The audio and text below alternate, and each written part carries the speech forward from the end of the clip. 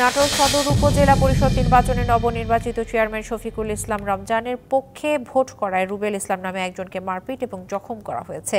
পরাজিত চেয়ারম্যান প্রার্থী জামিলুর রহমান মিলন এবং তার গাড়ি চালক বাশারকে গ্রেপ্তার করেছে পুলিশ।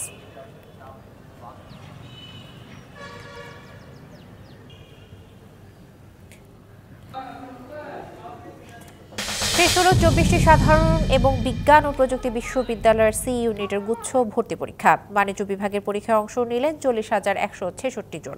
বেলা 11টায় শুরু হয়ে পরীক্ষা চলে দুপুর 12টা পর্যন্ত। 15 জুলাই থেকে স্নাতকের কাজ শুরু হওয়ার কথা রয়েছে।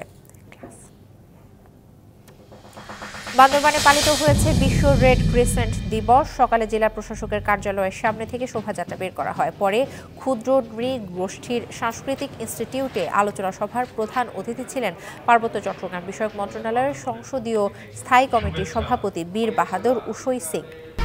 1, 2, 3 ঢাকায় জমি জিতে নিন 100% ক্যাশব্যাক সহ 20 কোটি টাকার পুরস্কার।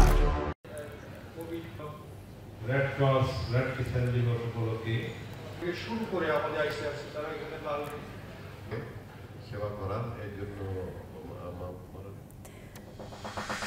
চট্টগ্রামে গেল 4 মাসে 1450টি সড়ক দুর্ঘটনায় নিহত হয়েছে 54 জন, আহত হয়েছে 1198 জন। সকালে চট্টগ্রাম প্রেস ক্লাবের সামনে সমাবেশে জানুয়ারি থেকে মার্চ পর্যন্ত দুর্ঘটনার প্রতিবেদন প্রকাশ করে সেভ দ্য রোড নামে একটি সংগঠন।